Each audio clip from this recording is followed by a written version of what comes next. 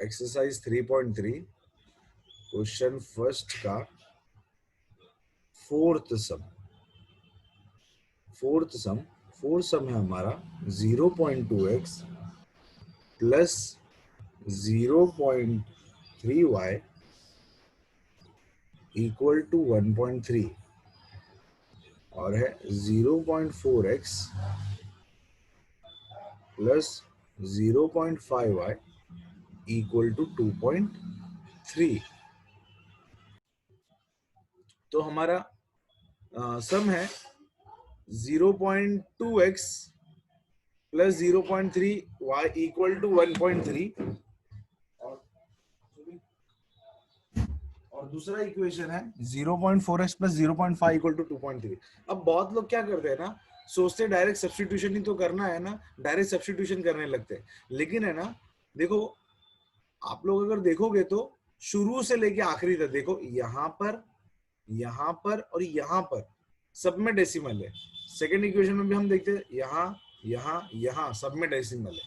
अब क्या करेगा, जब डेसिमल वाला होगा ना, तो अगर सब में डेसिमल है ना, तो आप लोग है ना डेसिमल हटा सकते हो एक तरीके से। देखो अगर पूरे इक्वेशन को हम लोग देखो कितने बार किया है ना, हमने क्या किया है, पूरे इक्वेशन को 2 से डिवाइड कर देते थे, पूरे इक्वेशन को 5 से डिवाइड कर देते थे। तो जब 2 से डिवाइड या 5 से डिवाइड कर सकते हैं तो मल्टीप्लाई भी तो कर सकते हैं ना, मल्टीप्लाई भी तो कर सकते हैं। ठीक है, तुम पूरे इक्वेशन को डिवाइड करो कि पूरे इक्वेशन को मल्टीप्लाई करो, इक्वेशन वो का वही रहने वाला है। ठीक है, तो हम देख रहे हैं ना, पॉइंट के बाद सबके पास एक डिजिट है, पॉइंट के बाद सबके पास एक डिजिट है। तो मैं क्या करता हूँ ना, सम को थोड़ा सिंपल अच्छे से बिना पॉइंट वाला रखने के लिए मैं 10 से मल्टीप्लाई कर देता हूँ इसको। तो जैसे ही इसको मैं 10 से मल्टीप्लाई कर देता हूँ ना, ये इक्वेशन बनकर रेडी हो जाता है 2x plus 3y equal to 13। और इसको भी देखो, हर पॉइंट के बाद एक ही डेसिमल है, डेसिमल के बाद एक ही डिजिट है।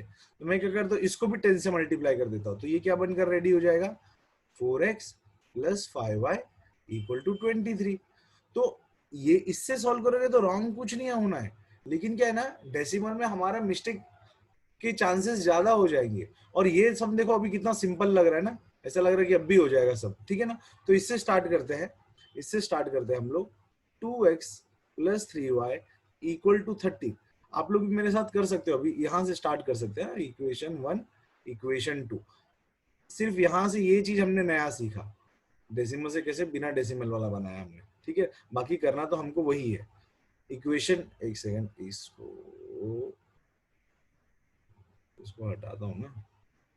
हाँ, इक्वेशन 1 से हम स्टार्ट करते हैं। इक्वेशन 1 में हम लोग क्या करने वाले हैं ना, इक्वेशन 1 में हम लोग क्या करने वाले हैं, मैं x की वैल्यू निकाल लेता हूँ, x की वैल्यू निकाल लेता हूँ। आप लोग y की भी वैल्यू निकाल सकते हो। तो x की वैल्यू हो गई 13 माइनस 3y अपॉन 2। इसको आप लोग को एक इक्वेशन दे दो, चाहिए तो थर्ड दे दो तो भी चलेगा। अब क्या लिखना है, substitute x equal to 13 minus 3y upon 2 in equation. अब मैं इक्वेशन 1 से स्टार्ट किया था ना, तो सब्सटीट्यूट मुझे 2 में करना पड़ेगा। ठीक है, अच्छा अब तुमको क्या करना है, पहले इक्वेशन 2 लिखना है। पहले इक्वेशन 2, हम जब भी कोई भी चीज सब्सटीट्यूट करोगे ना, पहले वो इक्वेशन लिखा जाता है। सही तरीका ऐसा होता है, क्या है ना, चेकर को पता होना चाहिए ना, हाँ भाई इस इक्वेशन, इसने ये इक्वेशन लिखा है, तो यानी इस इक्वेशन में पुट करने वाला है। यहीं से तुम लोग किसी इक्वेशन में डाल दोगे ये वाला लाइन से, तो सामने वाला कंफ्यूज है, उसको चेक करना पड़ता है, ध्यान देना पड़ता है कहाँ डाला है वैल्यू। ठीक है, तो अब सॉल्व करते हैं, ये हो जाएगा 13 minus 3y upon 2 plus 5y equal to 23। इसको सॉल्व करते हुए देख रहे कि ना ये कट जा रहा है 2 2 जा से।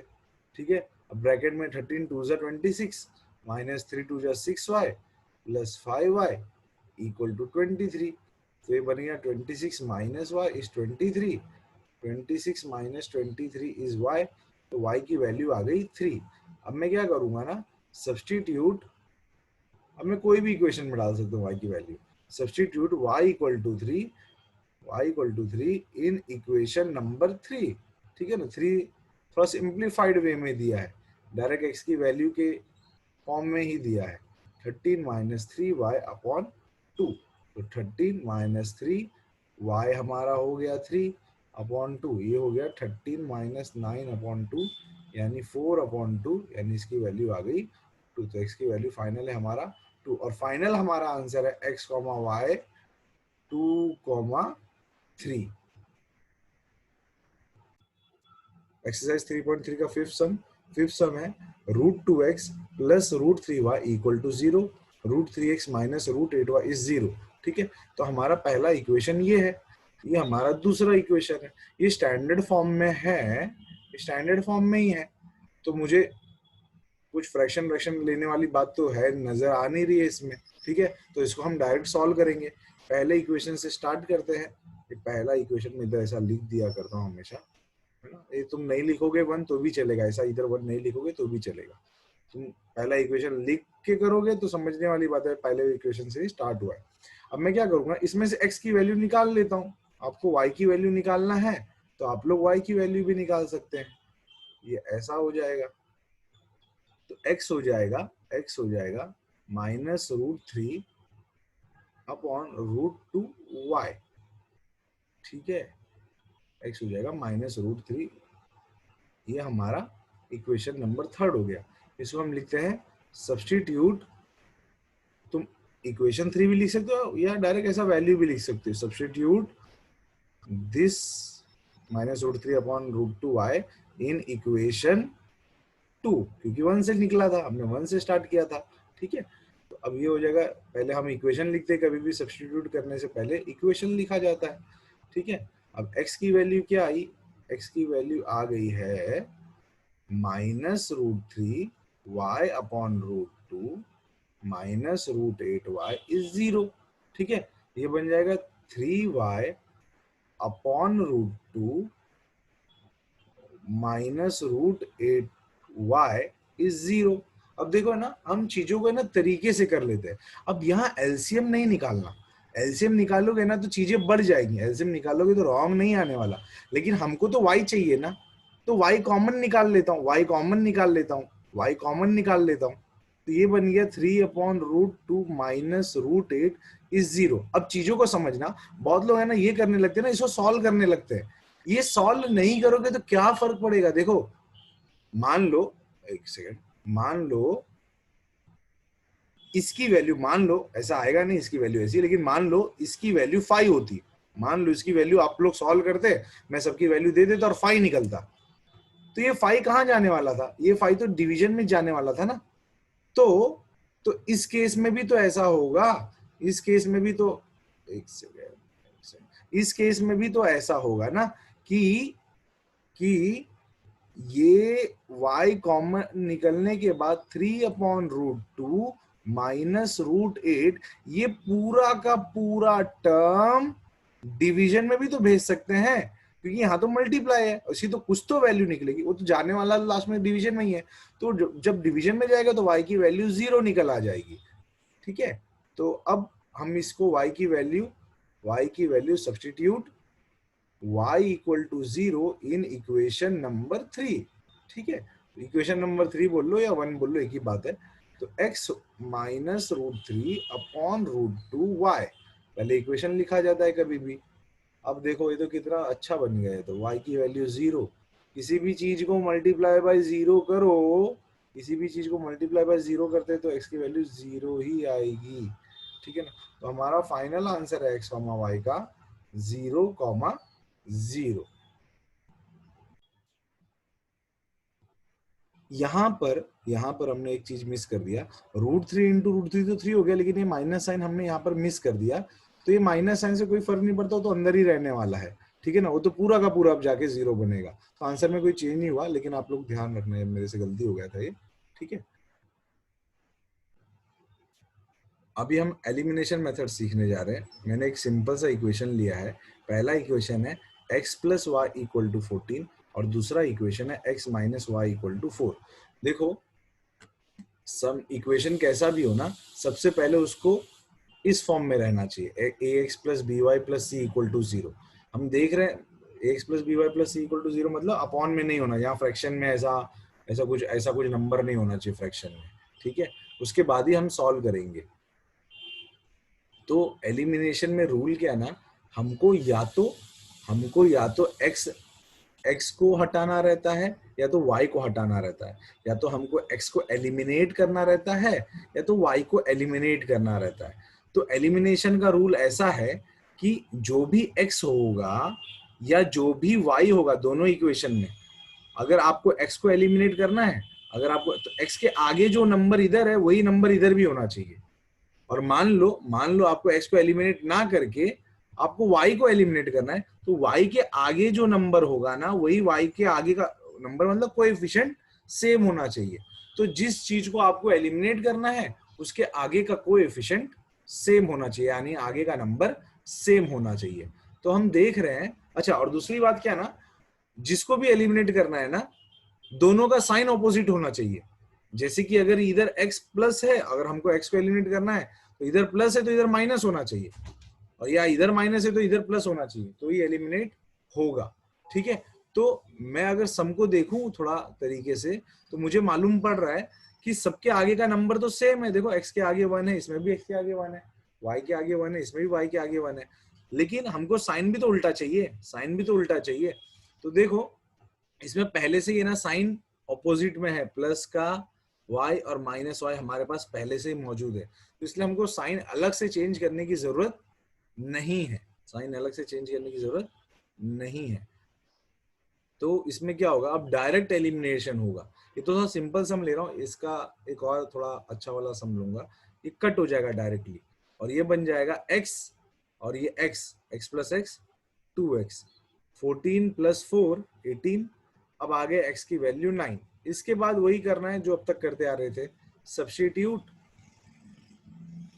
x equal to 9 in equation 1 या 2। मैं 1 में डाल देता हूं, तो पहला इक्वेशन हम लिख लेते हैं। तो 9 प्लस वाई इज 14, तो y की वैल्यू हो जाएगी 14 माइनस 9, यानी y की वैल्यू आ गई 5। ठीक है, तो हमारा सम ये इस तरीके से यहाँ पे। अभी हम दूसरा एग्जांपल लेते हैं, एलिमिनेशन मेथड से सॉल्व करते हैं। तो पहला इक्वेशन आप लोग देख रहे हो 2x plus 3y equal to 7 है, और दूसरा इक्वेशन है 3x minus 2y equal to 4। अब देखो ये पहले वाले सम की कंपैरिजन में थोड़ा इसका लेवल अप है, हमको ऐसे सम सीखने हैं।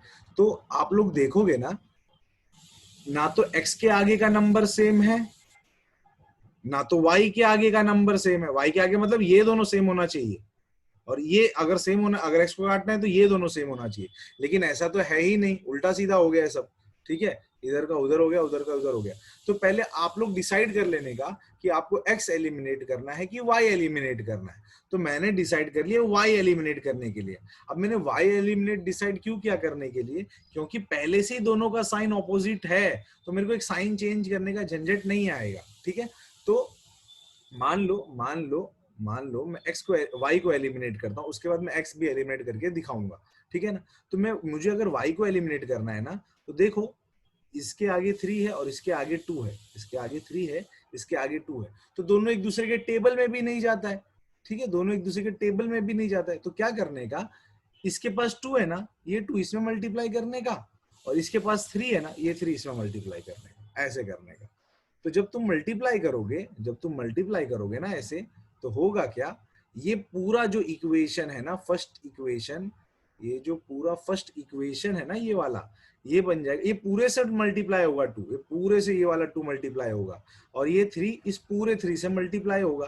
तो ये बन जाएगा पहला वाला 4x plus 6y equal to 14, और दूसरा बन जाएगा 9x minus 6y equal to 12। अब हम देख रहे हैं y के आगे का नंबर सेम आ गया। अच्छा, अब साइन चेंज करने की बारी आती है, लेकिन हम देख रहे हैं साइन तो पहले से ही चेंज है, तो साइन चेंज करने की जरूरत नहीं पड़ी हमको, इधर उतना एक काम बच गया। ठीक है, अच्छा अब देखते हैं बचा क्या, 4x plus 9x 13x, 14 plus 12 26, तो x हो जाएगा 26 अपॉन 13, तो x की वैल्यू आ जाएगी 2। इसके बाद तो वही करना है, एक वैल्यू आने के बाद सब्स्टिट्यूट करने का, substitute x equal to 2 in equation 1। अच्छा, अब बहुत लोग बोलते हैं सर इसमें डाले कि ये वाला जो मेन क्वेश्चन था उसमें डाले, तो मैं देखो ये बोलूंगा ना जो मेन क्वेश्चन है उसमें डालने का, क्योंकि ये वाला जो इक्वेशन है ना, इसमें आप लोगों ने तो 2 मल्टीप्लाई करके इसको और बड़ा कर दिया, तो मैं सिंपल वाले में डालूंगा ना, जिसमें आसान पड़े, तो मैं पहले वाले इक्वेशन में डाल देता हूं। तो ये ऐसा हो गया 2 into two plus 3 into y is 7। आप लोग कोई भी इक्वेशन में डालो, कोई फर्क नहीं पड़ने वाला अब, लेकिन हम लोग तरीके से काम आसान बनाने की कोशिश करते हैं। 3y इक्वल टू 3, तो y की वैल्यू आ गई 1, तो हमारा फाइनल आंसर है x, y का 2, 1।